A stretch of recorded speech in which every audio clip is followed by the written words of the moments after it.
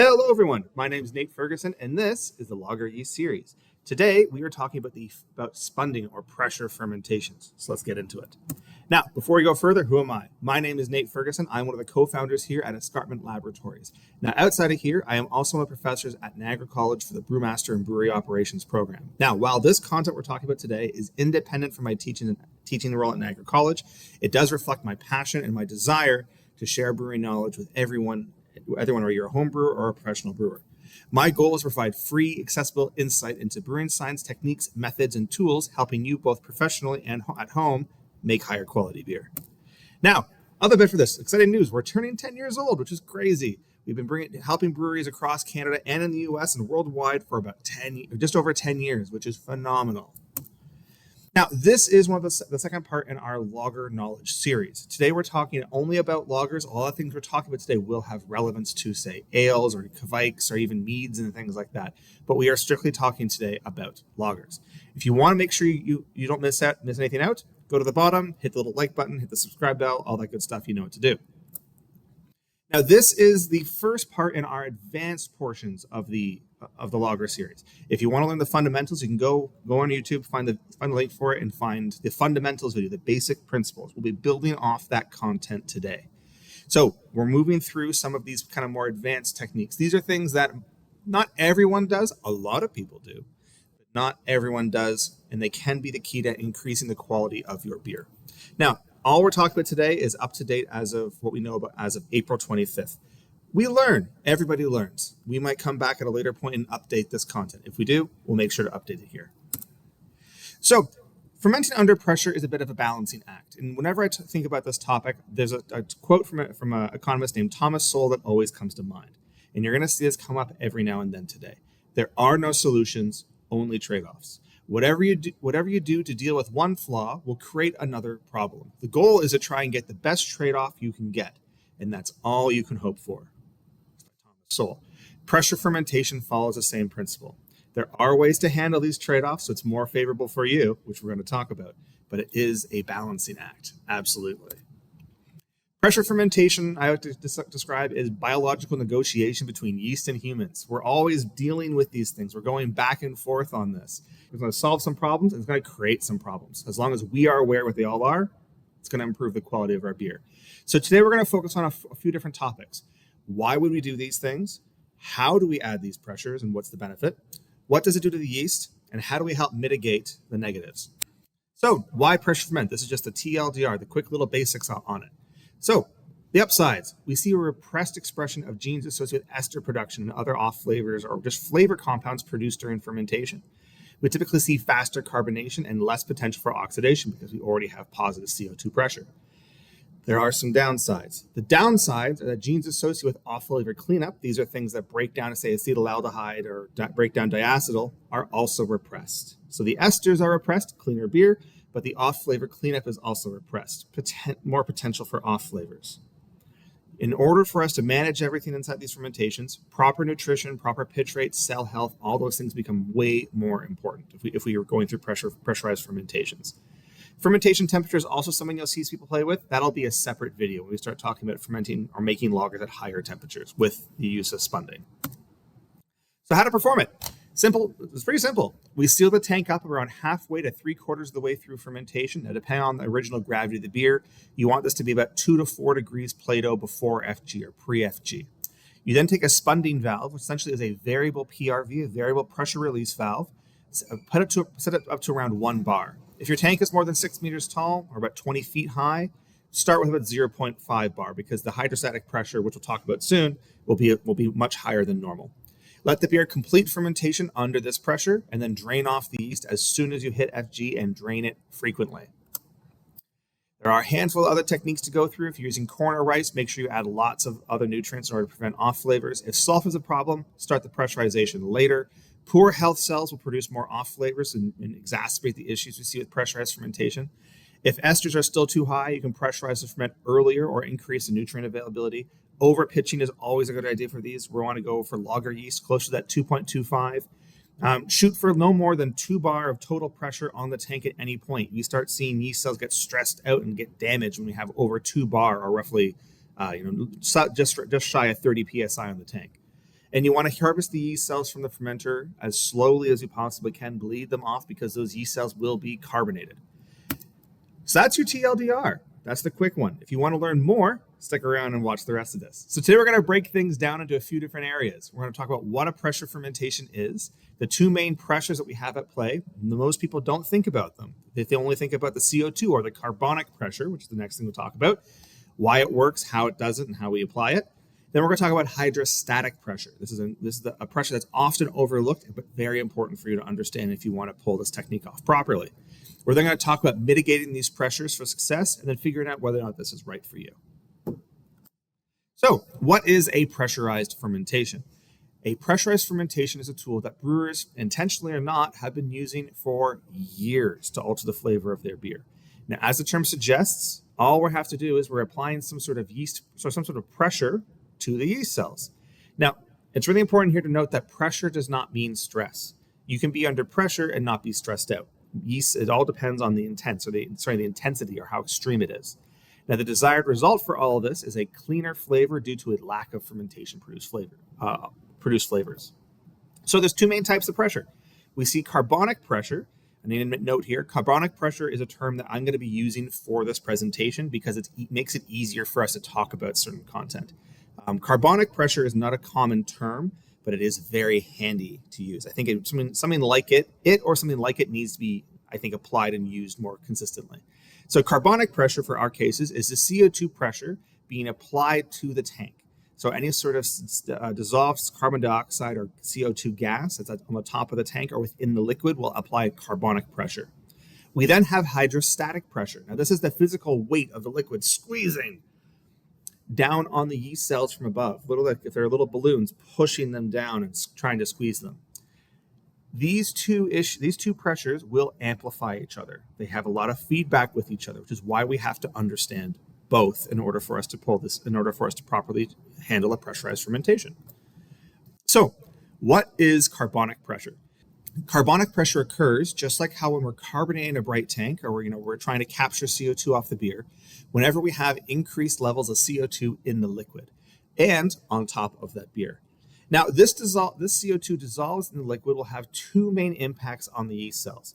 Now, the first one is pretty obvious. The first one is just a squeezing sensation. The weight, just kind of like we talked about briefly with hydrostatic, the physical stress of everything pushing on the yeast cells. That's the first one.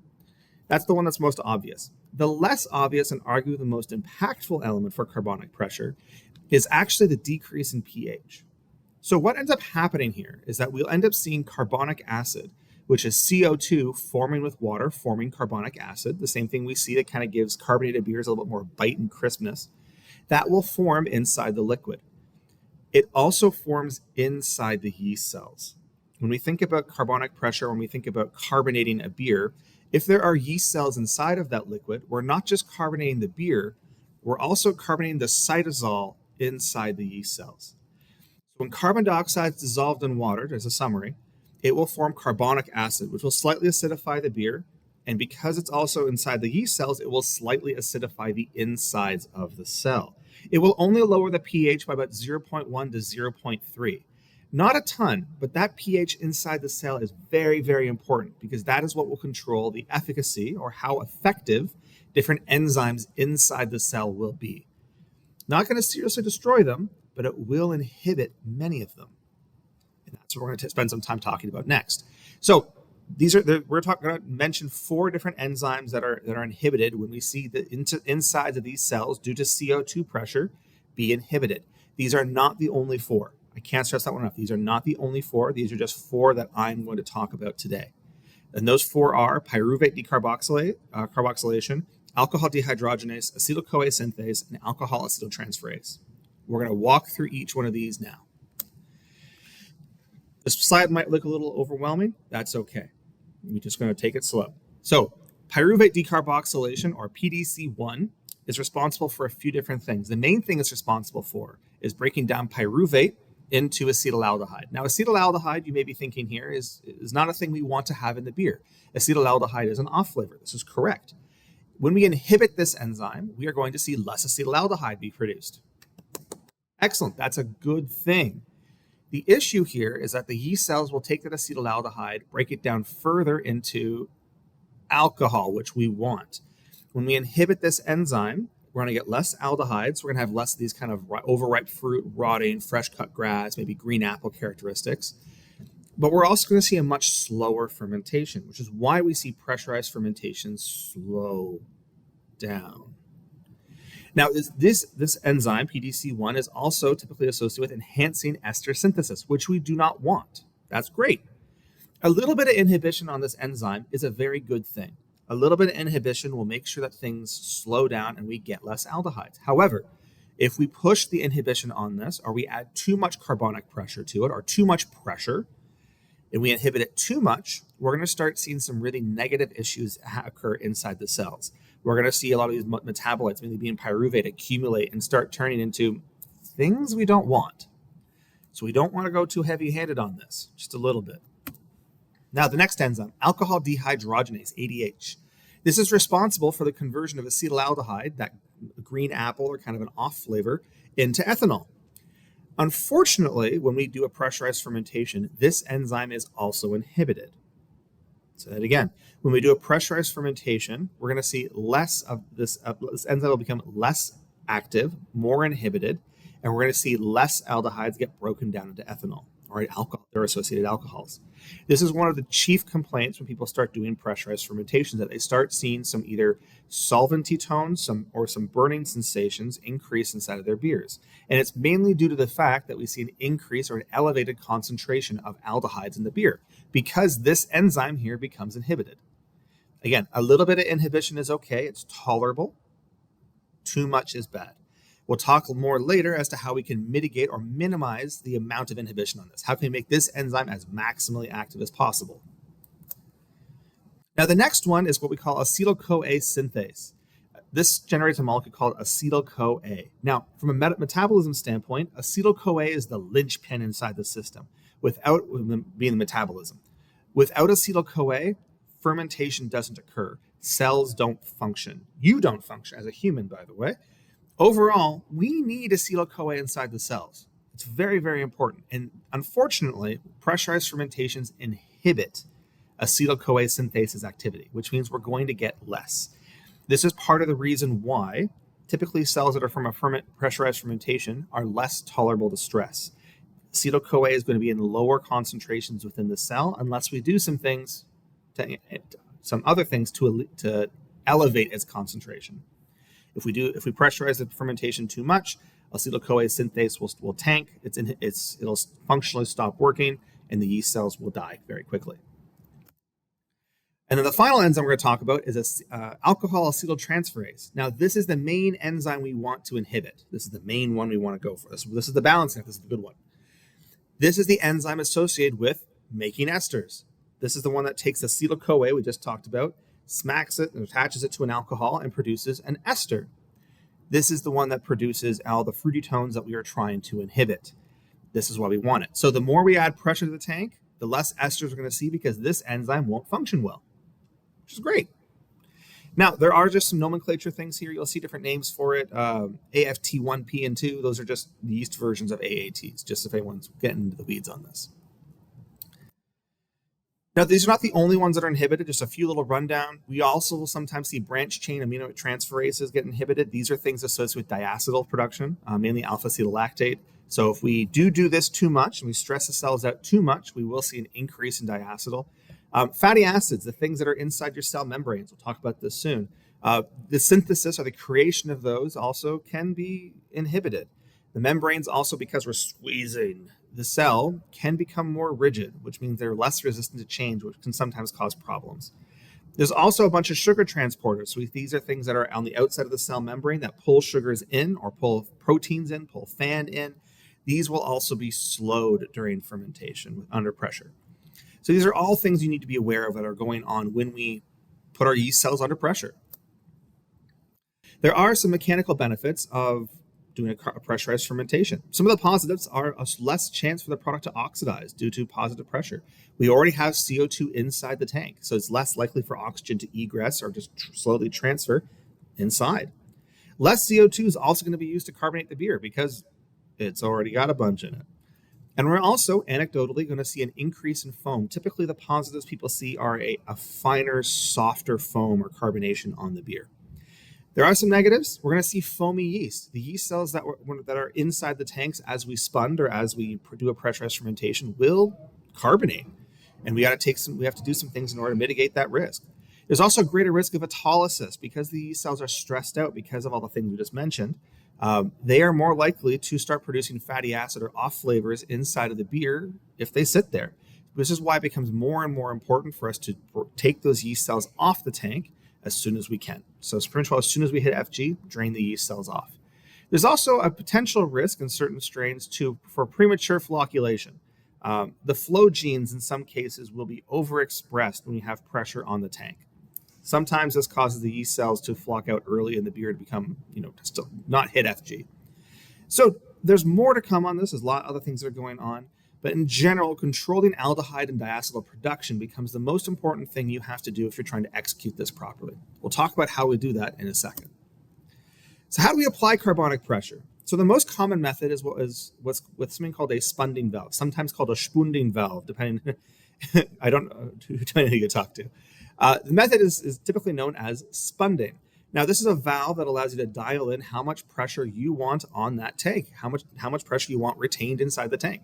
All you do is you apply this device to it, set the PSI or the bars, and that's it. It's pretty simple. So there's a few different ways I'll think about doing this. In general, it's not common. It does happen, but it's not common for us to pressurize the entire fermentation. Most of the time, you'll see people ferment their beer as normal for about halfway through, maybe a bit more, but usually about halfway through. And then they'll add this device on.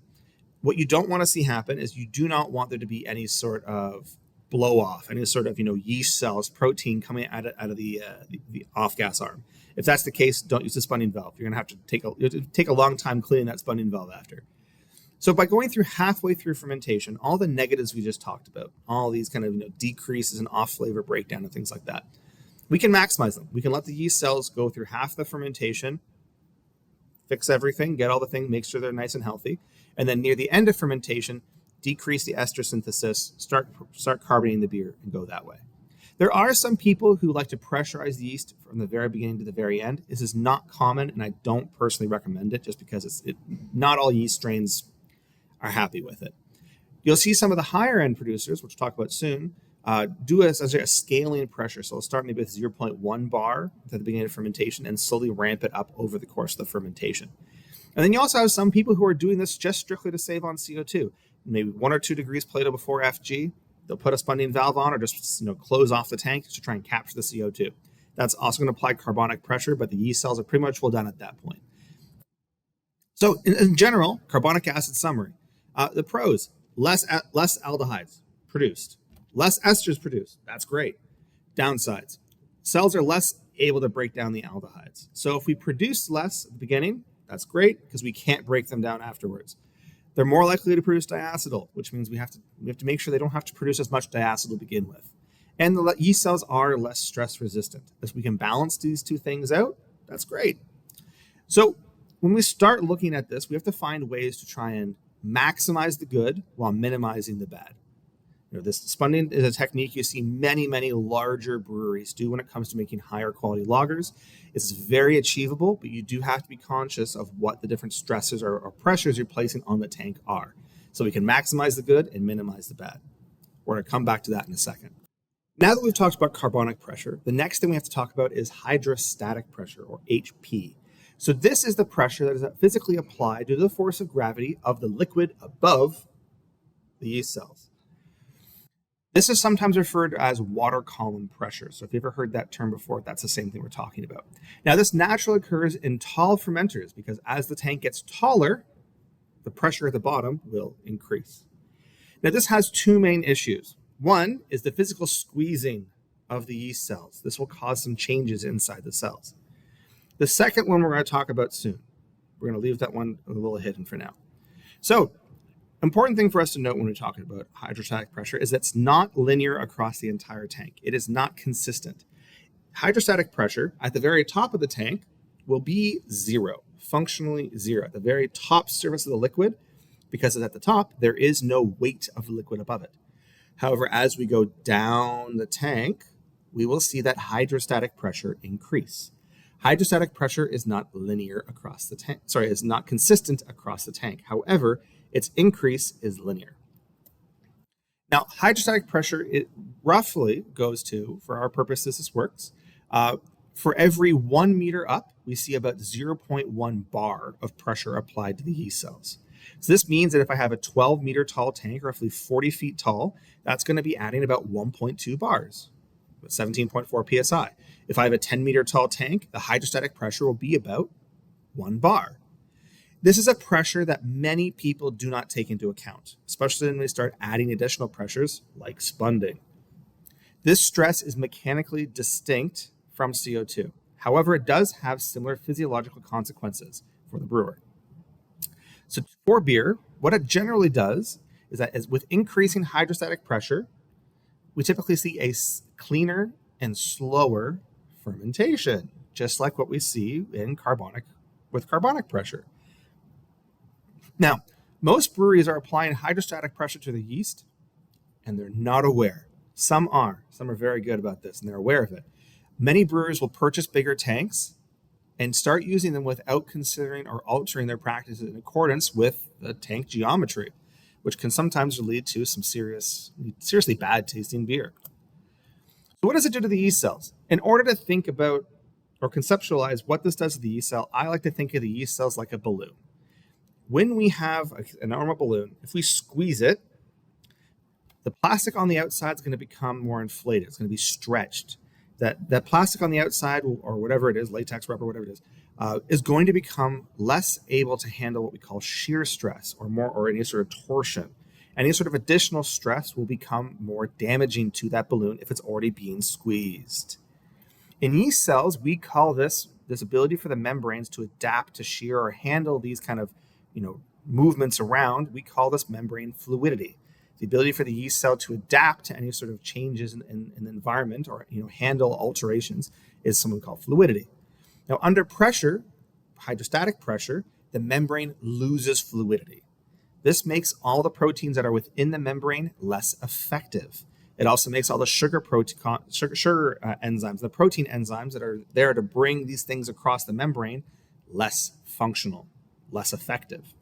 That's one of the reasons why we see everything slow down. When we apply pressure, this is going to alter how everything functions. Now, on top of this, hydrostatic pressure also alters what we call gene expression. Not only does it alter the function of the enzymes that are there, but it also causes less enzymes to be produced to begin with. Hydrostatic pressure suppresses the transcription of sterile and fatty acid biosynthesis. These are things that are required for the membranes, required for the cells to be healthy. It stops slows down amino acid synthesis, the things required for the yeast cells to grow. And it also decreases esterification enzymes. Most of the flavor profiles we see inside of beer, when we're talking about whether diacetyl, acetaldehyde, esters, fusels, anything like that, most of those enzymes are associated with cell growth. So when we're applying hydrostatic pressure, intentionally or not, we are going to be minimizing the cell's growth. This will make the beer cleaner, which is in many cases desirable. Now, unlike carbonic pressure, where we can choose when we apply it on the tank, for hydrostatic pressure, we cannot choose when we apply it under the tank. It is always being applied. Always. In general, the taller the tank, the more hydrostatic pressure. We're shifting the cells from maintaining their metabolism, so maintaining the individual cell's health, resulting in cleaner beers, but where they're turning down or down-regulating cell growth. High pressure will stop the enzymes from being produced, but carbonic pressure typically makes those enzymes that are produced perform less effectively. Which then brings us to the second impact. And this one is where some people get lost, but hold with me. Hydrostatic pressure will actually elevate, it will enhance carbonic pressure. So how does this occur? Carbonation, or carbonic pressure for our terms, is based on Henry's law. And Henry's law states the partial pressure of the gas applied to the liquid is directly proportional to the concentration of the gas above that liquid, or the gas's pressure applied. Hydrostatic pressure, because it's pushing everything down, will push the gases down too, which means that the taller the tank, the more hydrostatic pressure. that liquid weight will act like more gas. This means that at the bottom of a fermenter, bottom of a tall fermenter, we will see a higher amount of dissolved CO2, higher amount of carbonation, than we will at the top, which will have less CO2 because it has less hydrostatic pressure. This means that our carbonation levels across the tank will also vary with hydrostatic pressure. The taller the tank, the larger the carbonic pressure applied by hydrostatic pressure will be. These two things compound on each other. Whenever we're fermenting, we're always going to technically have both, not just one. It's really important to understand that. So as hydrostatic pressure increases, carbonic pressure also increases. So knowing these two variables related, how do we control it? How do we handle it? Well, as a general rule, yeast cells typically start seeing negative consequences of stress above 2 bar or roughly 30 psi, like 29, 28 psi. That's all so we don't typically want to go above 2 bar. So an example on this is if our tank is 20 feet tall or about 6 meters, that means we're going to be applying about 0.6 bar of hydrostatic pressure, which means the max pressure we should ever apply with carbonic pressure is 1.5 bar or 23 psi. Yeast cells start to stress out, start to see negative consequences of this pressure above roughly 2 bar. Now, there are always yeast strains that are different. There's always high pressure strains, and yeast cells can acclimate. They can get more used to handling these higher pressures, but in general, this is how most strains will handle. Functionally speaking, hydrostatic pressure and carbonic pressure are the same thing. They apply the same way. You can think of it like this. Just to reiterate, if we have a 10-meter tall tank, that's going to add 1 bar of pressure. If we add 1 additional bar of carbonic pressure, we're now at 2 bar total. That's great. That's fine. The cells should be happy. Brewers run into problems when they're not aware of the hydrostatic pressure that they're applying to the tank.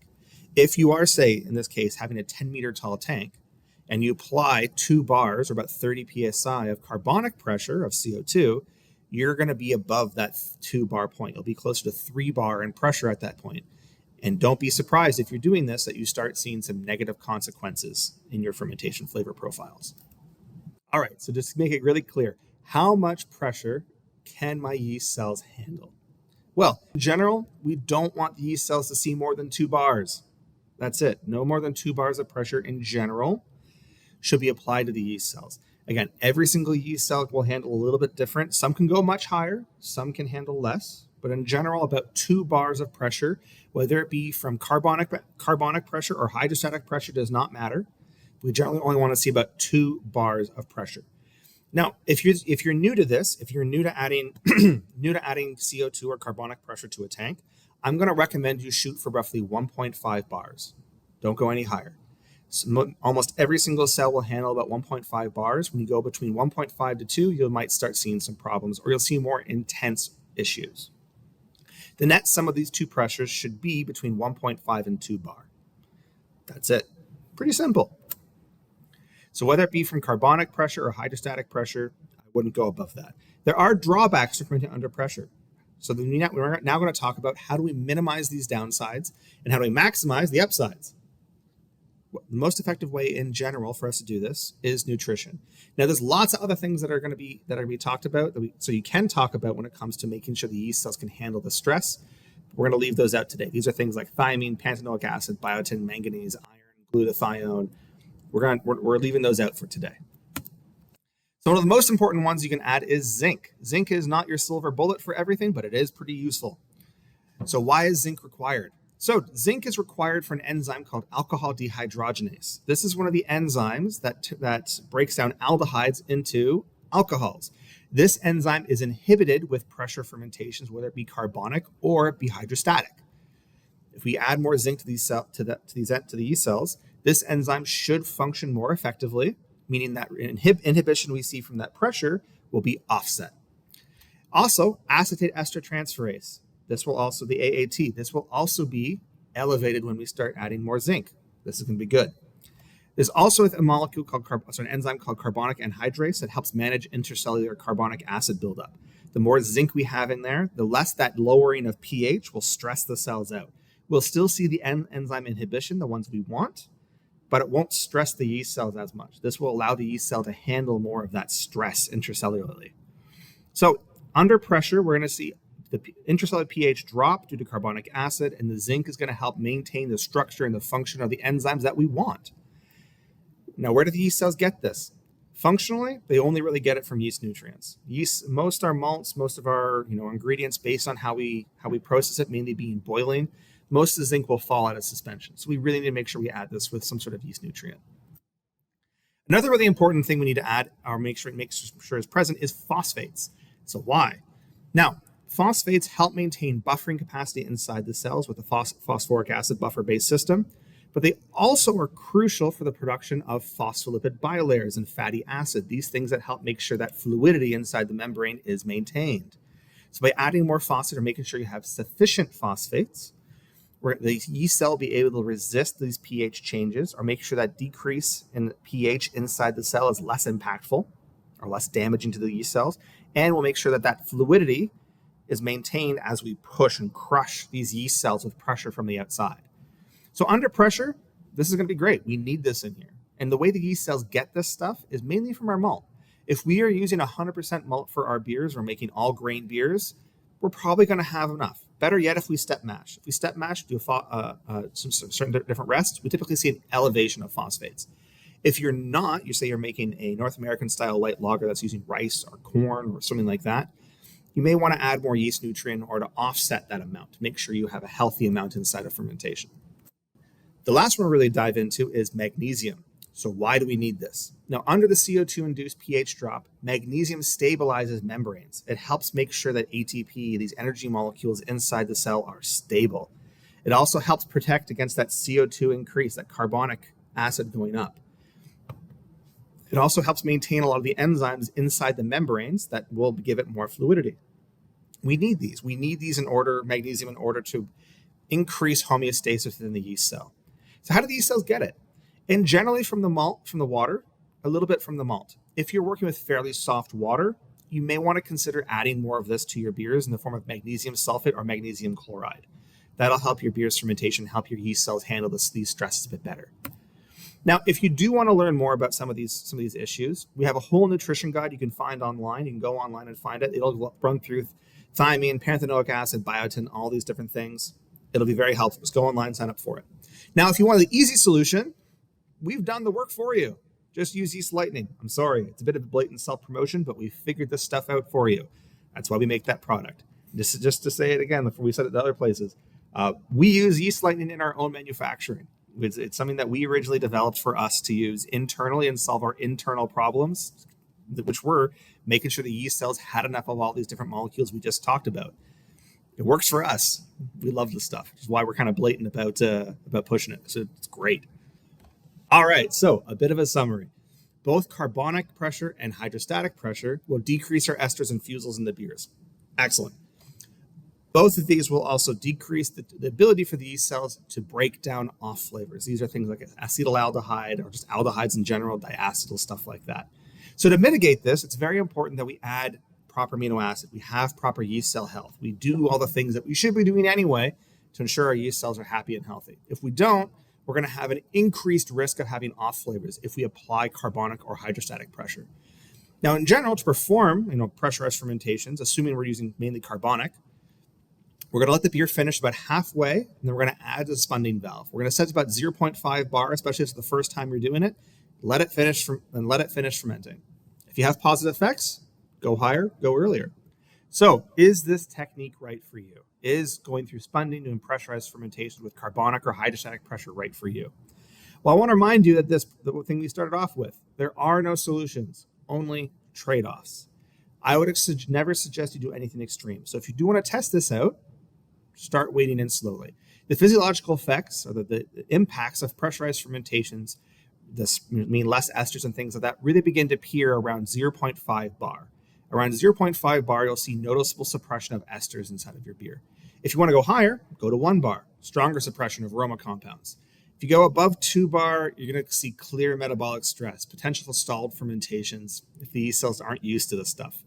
So if this is the first time you're going to try this out, start around 0.5 bar and see if it's beneficial. Be very cautious, aware of your beer. If you start seeing increases in kind of solvent or sulfur tones, you may need to add more yeast nutrient, increase your pitch rate, or do something else to increase the quality or the health of your yeast cells.